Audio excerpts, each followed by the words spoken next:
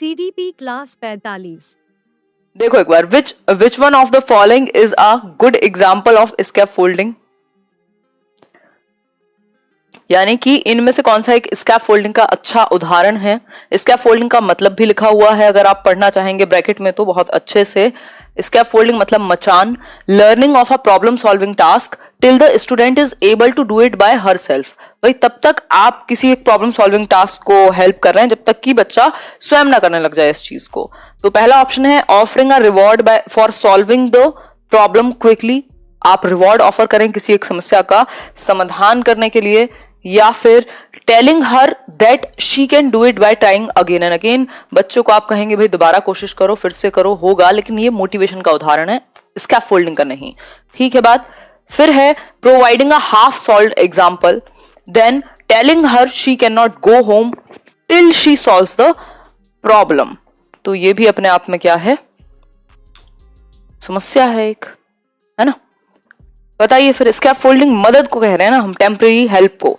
तो providing a half solved example मतलब आधा सुलझा हुआ एग्जांपल कह सकते हैं, उसे यह बताना कि एक सेकेंड, उसे आधा समाधान हल किया उदाहरण उपलब्ध करवाना। हाफ सॉल्व्ड एग्जांपल या हाफ सॉल्व्ड प्रॉब्लम, या हिंट दे दिया, या बीच में कोई स्टेप सॉल्व करा दिया, उससे वो टेम्परेरी हेल्प दे दी आपने, लेकिन वो जहां अटका हुआ था उससे नेक्स्ट लेवल पे जा पाएगा। तो यहां तक की बात ठीक है, इसीलिए इसको हम स्कैफोल्डिंग कह रहे हैं। स्कैफोल्डिंग को दिया किसने था, तो ये दिया था ब्रूनर ने, आई बिलीव, काफी टाइम हो गया ये दिमाग से निकला हुआ है, ब्रूनर ने दिया था, बट वाइगॉस्की ने अपनी थ्योरी में इसके बारे में बात की हुई है ना। वाइगॉस्की कहते हैं कि भाई टेम्परेरी हेल्प की जरूरत होती है, जहां आप अटकते हैं आपसे ज्यादा जानने वाला व्यक्ति, मोर नॉलेजेबल अदर, आपको स्कैफोल्डिंग दे देगा। तो ये एक छोटी सी बात है। नेक्स्ट है your class has learners with different learning styles, to assess them you would give them, मतलब आपकी क्लास में अलग अलग लर्निंग स्टाइल्स वाले, अलग अलग तरीके से सीखने वाले अधिगम करता है। मैंने आपके साथ 3 लर्निंग स्टाइल्स मेनली डिस्कस की थी, जिसमें मैंने बात की थी विजुअल की, कि देख करके सीखने वाले लोगों की संख्या ज्यादा है, लगभग 65%।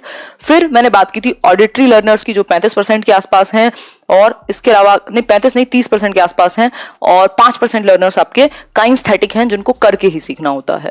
तो ये कुछ लर्निंग स्टाइल्स हैं, मतलब अलग अलग तरीके से, कोई बच्चा सुन के ज्यादा जल्दी सीखेगा, कोई देख के, कोई एक्टिविटी करके, कोई दोनों करके। तो अलग अलग लर्निंग स्टाइल्स वाले जब बच्चे हैं तो आपको क्या करना चाहिए, उनका आकलन करने के लिए, उनको जांचने के लिए कि उन्होंने कितना सीखा है।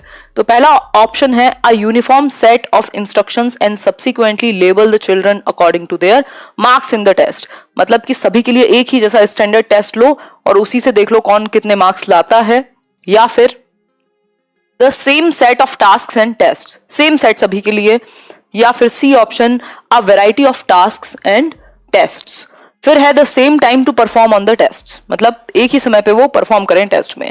किस चीज को आप सही बताएंगे। अगर मैं बात करूं तो आपको डिफरेंट लर्निंग स्टाइल वाले बच्चे हैं तो आप मल्टीपल तरीके, वैरायटी ऑफ टास्क्स और टेस्ट यूज करेंगे, अलग अलग तरीके, विविध प्रकार के कार्य और परीक्षण देखेंगे। भाई कौन सा तरीका इस बच्चे के लिए सही होगा। मल्टीपल तरीके दे दिया आपने, कुछ बच्चों को असाइनमेंट दे दिया, कुछ बच्चों को एक्टिविटी करने को दे दी, कुछ बच्चों को देख करके किसी को ओरली सुनाने को कह दिया। तो अलग अलग तरीके से आपको यही तो पता करना है कि बच्चे ने सीखा कैसे है। ये जरूरी थोड़ी कि हर किसी का पेन पेपर पे ही आप टेस्ट लोगे, पेपर पेंसिल ही, है ना। तो जब बच्चे सीखते अलग अलग तरीके से तो उनको आकलन भी उनका अलग अलग तरीके से संभव है। A uniform set of instructions and subsequently label, ये गलत होगा। यूनिफॉर्म सेट का मतलब है कि सबके लिए एक ही जैसा स्टैंडर्ड सेट किया, उनको एक ही तरीके से आपने आकलन कर लिया, एक पेपर देकर के और लेबल कर दिया। तो ये डिफरेंट लर्निंग स्टाइल के लिए अच्छा नहीं है। अगर अलग अलग आवश्यकताओं वाले बच्चे हैं तो अलग अलग तरीके से आप उनको जांचिए, ताकि बच्चे के इंटरेस्ट के अनुसार आप उसको जांच पाए, वो खुल करके अपने आप को एक्सप्रेस कर पाए कि कितना उसने सीखा है। नेक्स्ट है, थोड़ा सा और जूम कर देती हूं, बात हो रही है nowadays there is a tendency to refer to wrong concepts of children as alternative conceptions, मतलब कि alternative conceptions वैकल्पिक धारणाएं कहा जाता है आजकल बच्चों की गलत धारणाओं को। मान लो बच्चा ये कहे कि मैं जब चलता हूं ट्रेन में तो मेरे साथ पेड़ भी चल रहे हैं, अब ये गलत धारणा है, लेकिन इसको हमने आजकल नाम दे दिया है इस कॉन्सेप्ट को ऑल्टरनेटिव कॉन्सेप्शन, मतलब गलत कहने की बजाय हमने कह दिया ये वैकल्पिक धारणा है। बच्चा इसके विकल्प सोचता है, इसको ऐसे ना सोच करके फैक्चुअली उसने कुछ और सोच लिया है, इसलिए इसको वैकल्पिक कह रहे हैं। ठीक, तो children's understanding being nuanced and they are being passive in their own learning, के बच्चे क्या हैं, सूक्ष्म, उनको पता नहीं है ज्यादा चीजें और इसके अलावा वो पैसिव हैं, एक्टिव नहीं है। या फिर recognition that children are capable of thinking and their thinking is different from that of adults, मतलब इस चीज को आप पहचान रहे हैं कि बच्चों की जो सोच है वो सोचने के योग्य है, बच्चों में सोचने की क्षमता है, लेकिन उनकी जो सोच है वो बड़ों से डिफरेंट हो सकती है। जरूरी नहीं है जैसे आप चीजों के बारे में सोचते हैं वो भी वैसे सोचते हैं, और प्याजे भी यही बात कह रहे हैं कि सोचते तो वो भी उतना ही है, क्वांटिटी तो सेम है, क्वालिटी इज डिफरेंट, गुणात्मकता जो है वो अलग है, मात्रा तो वो भी उतना ही सोच रहे हैं। मान लो आप 1000 थॉट हैं आपके दिमाग में, उनके में भी है, बट आपका टाइप अलग है, उनका टाइप अलग होगा। फिर है using fancy terms to describe children's errors, fancy term नहीं है ये, children being thought of as adult like in their thinking, ऐसा नहीं कहा जा रहा कि बच्चों को बड़ों की तरह ही सोचना है। ठीक है बात, तो एक चीज निकल करके आती है कि ऑल्टरनेटिव कॉन्सेप्शंस का मतलब है कि आप इस बात को पहचानते हैं कि जो बच्चे हैं वो सोचने के काबिल हैं और उनकी सोच बड़ों से डिफरेंट हो सकती है या गलत भी हो सकती है, उस गलत को हम डिफरेंट कहकर के हम बुला रहे हैं और डिस्कशन के थ्रू इस ऑल्टरनेटिव कॉन्सेप्ट्स को ठीक कराया जा सकता है। कई बार चैलेंज करके डिस्कशन कराना पड़ेगा, एक क्वेश्चन ऑल्टरनेटिव कॉन्सेप्शन पे 100% आता है आपका 30 नंबर में से। ठीक है बात, तो इन वैकल्पिक धारणाओं के प्रति आपको बच्चे को इनडायरेक्टली उसकी इंप्रूवमेंट करा देनी है गलती की। विच one of the following statements about learning is correct, यानी सीखने के बारे में, लर्निंग के बारे में। तो लर्निंग की अगर मैं बात करूं तो लर्निंग के विषय में, अधिगम के विषय में कौन सी एक बात ठीक है? पहला ऑप्शन है learning is a passive receptive process, मतलब आप निष्क्रिय हैं, बस बैठा हुआ है बच्चा और रिसीव कर रहा है। या फिर learning does not depend on learners previous knowledge, मतलब बच्चे के पूर्व ज्ञान पर निर्भर नहीं करता अधिगम। या फिर learning is equivalent to acquisition of skills, just आपने कुछ स्किल्स को एक्वायर कर लिया, इसको हम लर्निंग कह दें। या फिर learning is facilitated by social actions. अब इसमें दिक्कत तो कुछ नहीं है, लेकिन ये इतनी सीमित नहीं है। अधिगम सिर्फ, अधिगम का मतलब यही नहीं कि आपने कुछ स्किल्स को एक्वायर कर लिया, ऐसा हो सकता है आपने कुछ चीजें एक्वायर की हो और उनको परफॉर्म ना किया हो, पॉसिबल है ना। बताइए फिर, learning is facilitated by social actions, ये बात सत्य है पूरे तरीके से, क्योंकि लर्निंग क्या है, एक सोशल एक्टिविटी है, सामाजिक गतिविधि है, या समाज अगर इन्वॉल्व है, समाज के लोग अगर इन्वॉल्व हैं, आसपास की दुनिया इन्वॉल्व है तो ज्यादा बेहतर तरीके से होगी। ये लर्निंग का एक फीचर, एक कैरेक्टरिस्टिक, एक विशेषता मानी जाती है कि learning is a social activity. ये ऐसा नहीं है कि एक बॉक्स में बंद करके होगी। ठीक है, तो सोशली यदि फैसिलिटेटेड है, यदि सामाजिक रूप से सक्रियता इसमें है तो बच्चा ज्यादा बेहतर सीख पाएगा, इसलिए आंसर होगा डी। ऐसा नहीं है पैसिव नहीं होता, एक्टिव होगा बच्चा, लर्नर हमेशा एक्टिव होगा, मीनिंग मेकिंग होगी। ऐसा नहीं है कि पुरानी नॉलेज से कनेक्टेड ना हो, प्रीवियस नॉलेज से तो आपको भी जोड़ करके आप भी समझते हो ना, जो पहला पूर्व ज्ञान है उससे कनेक्ट करके ही पढ़ाया जाता है हमेशा, तो ये बात भी गलत हो गई। और सिर्फ स्किल्स हैं, ये बात भी गलत हो गई। तो सोशल वे में, या फिर कहें अगर सोशल एक्शंस में इसको सपोर्ट किया जाए, फैसिलिटेट किया जाए, तभी तो हम कितनी सारी एक्टिविटी समाज के इर्द गिर्द कराते हैं, क्योंकि बेहतर सीख पाए हम, और at the end of the day आपको सोसाइटी को गिव बैक भी करना है। आगे बढ़ेंगे नेक्स्ट क्वेश्चन पर। विच one of the following statements about development is correct, यानी कि इनमें से कौन सा एक स्टेटमेंट डेवलपमेंट के विषय में सही है? बताइए एक बार, इनमें से कौन सा एक स्टेटमेंट डेवलपमेंट के विषय में सही है? Development proceeds from birth to adolescence in a forward manner and then it goes backwards, मतलब जन्म से लेकर के किशोर अवस्था तक तो आगे चलेगा आराम से, लेकिन फिर ये पीछे आ जाएगा। फिर है developmental changes go forward in a straight line, जो डेवलपमेंटल चेंजेस हैं वो बिल्कुल सीधी रेखा में बढ़ते हैं आगे, ना स्पीड कम होगी ना ज्यादा। फिर है development occurs at a different rate among different individuals, जो डेवलपमेंट है वो अलग अलग लोगों के लिए अलग अलग रेट पे हो सकता है। या फिर development occurs at a very fast pace from birth till adolescence, फिर उसके बाद क्या हो जाएगा, खत्म हो जाएगा, क्या एडोलेसेंस तक ही बहुत तेजी से बढ़ेगा, उसके बाद नहीं बढ़ेगा? क्या आपको ऐसा लगता है? सी ऑप्शन, मतलब development occurs at a different rate among different individuals, ये बात बिल्कुल सही है कि जो विकास है वो अलग अलग व्यक्ति के लिए अलग अलग दर पर हो सकता है, अलग अलग गति से चल सकता है, व्यक्तिगत विभिन्नता हो सकती है, इंडिविजुअल डिफरेंसेस हो सकते हैं। जरूरी नहीं है एक बच्चे ने 1.5 साल में चलना सीख लिया तो दूसरे ने भी उतने में ही सीखा होगा, हो सकता है दूसरे ने 11 महीने में सीख लिया हो, है ना। तो इंडिविजुअल डिफरेंसेस हैं, दर भिन्न हो सकती है, लेकिन स्टेजेस जो हैं वो यूनिफॉर्म रहती हैं, ये बात क्लियर है हमारी। बाकी ऐसा नहीं है कि एडोलेसेंस तक होगा उसके बाद बंद हो जाएगा, स्ट्रेट लाइन में नहीं चलता, ये एक तरीके से ऐसे स्पाइरल में चलता है, वर्तुलाकार है विकास, ना कि स्ट्रेट लाइन, रेखीय नहीं होता, एक ही लाइन में थोड़ी चलेगा, कभी कम कभी ज्यादा, कभी कम कभी ज्यादा। ठीक है, जन्म से फिर उसके बाद पीछे तो कभी नहीं जाता, बैकवर्ड्स नहीं जाएगा, ये रिवर्सिबल नहीं होता। अगर मैं विकास की बात करूं, मॉडिफिएबल हो सकता है कि थोड़ा बहुत मॉडिफिकेशन, ऑब्वियसली चेंजेस आते रहते हैं हमारे अंदर जीवन भर, एक जैसे हम नहीं रहते। फिर है question number 11, dash is a process through which a human infant begins to acquire the necessary skills to perform as a functioning member of the society. मतलब कि कौन सी प्रक्रिया है जिसके माध्यम से एक मानव शिशु समाज में कुछ परफॉर्म करने के काबिल बनता है, एक सक्रिय सदस्य होने के काबिल बनेगा। तो ये प्रोसेस विकास कहलाएगी, सामाजिकरण, लर्निंग या मैचुरेशन। आंसर कीजिए एक बार।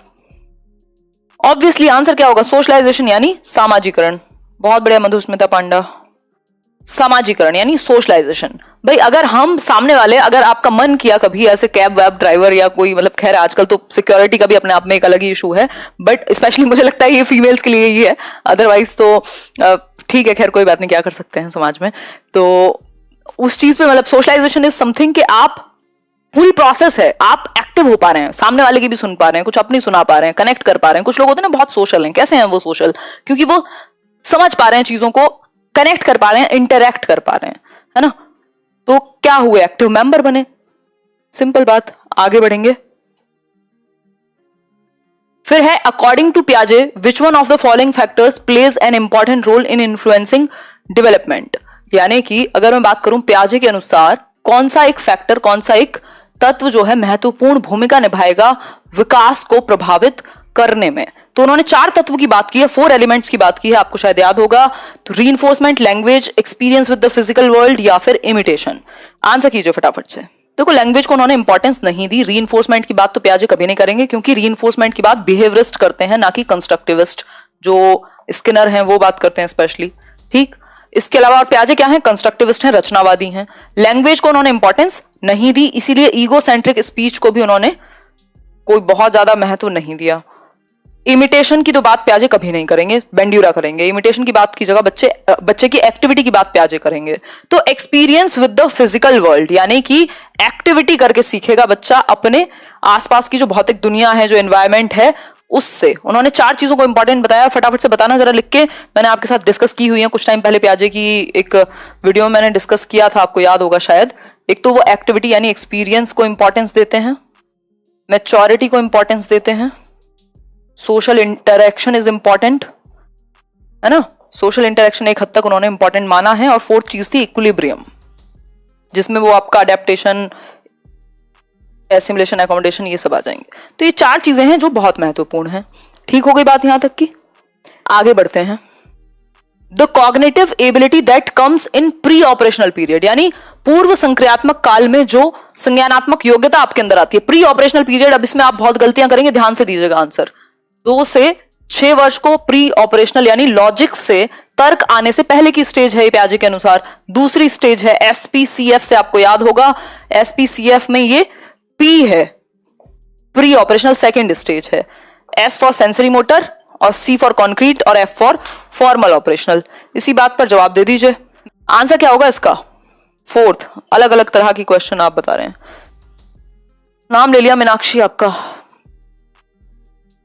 आंसर होगा इसका D, ability to take others perspective, दूसरों के दृष्टिकोण को समझने की योग्यता। अब इसको हम वैसे तो क्या कहते हैं? इसको हम कहते हैं कि ईगो सेंट्रिसिज्म का जाना। लेकिन ये जो प्री ऑपरेशनल पीरियड है इसके अंत तक खत्म हो जाता है ऑलमोस्ट। जो प्री ऑपरेशनल थॉट है उसमें बच्चा धीरे धीरे दूसरे के पर्सपेक्टिव को समझने लगता है, जैसे वो 4 साल के बाद वाली स्टेज में मूव करता है। प्री ऑपरेशनल में भी 2 स्टेजेस हैं, एक इंट्यूटिव है, एक बाद में दूसरी है सिंबॉलिक, जिसको कहेंगे आई थिंक। तो इस केस में अगर मैं बात करूं तो ये डी ऑप्शन ही सही होगा कि दूसरे का पर्सपेक्टिव लेना वो सीखना शुरू कर देता है, ये चीज उसमें आने लगती है। हाइपोथेटिको डिडक्टिव फॉर्मल ऑपरेशनल में आएगी 4th स्टेज में।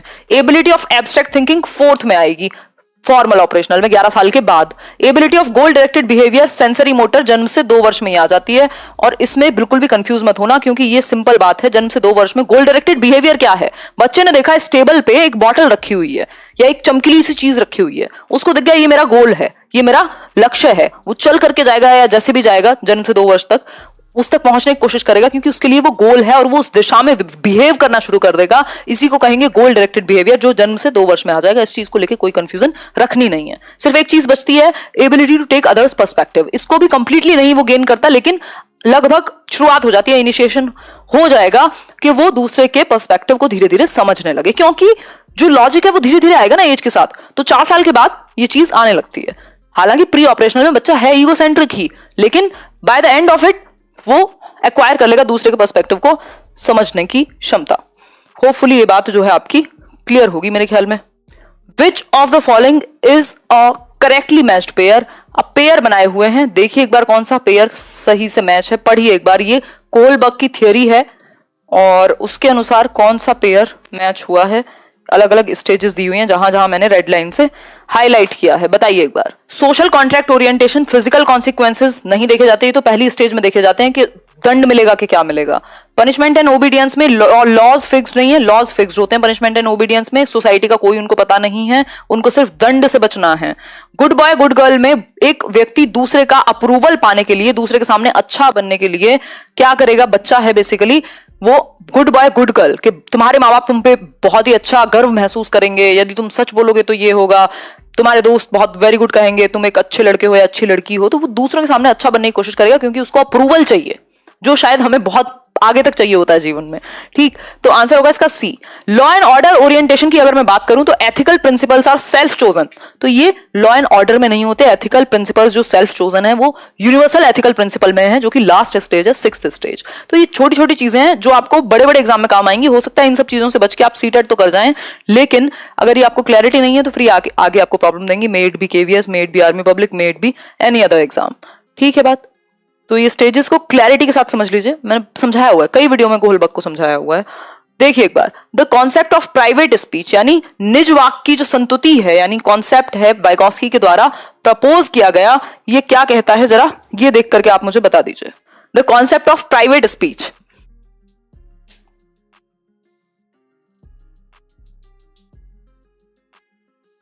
राजदीप 100% तो किसके ही आते हैं सीटेट में, बताओ एक बार क्या होगा आंसर। प्राइवेट स्पीच के बारे में उन्होंने ये कहा है, स्टूपिड नहीं कहा बच्चों को, लव देमसेल्फ ऐसा भी नहीं कहा, उन्होंने कहा illustrates that children use speech to guide their actions, के बच्चे भाषा का इस्तेमाल करते हैं अपने एक्शंस को, अपनी क्रियाओं को दिशा देने के लिए। अब मान लीजिए मुझे ये पेन है तो मैं ढूंढ रही हूँ इसका कैप, क्या इसका कैप कहाँ है, मैंने वहां रखा था, ये है वो है, मैं खुद से बातें कर रही हूँ, मतलब मैं खुद को डायरेक्शन दे रही हूँ। तो बच्चे खुद को डायरेक्शन देते हैं बोल बोल करके, उसी को प्राइवेट स्पीच कहा गया है। हालांकि प्याजे ने इसी को ईगोसेंट्रिक स्पीच कहा और बहुत काम का नहीं बताया।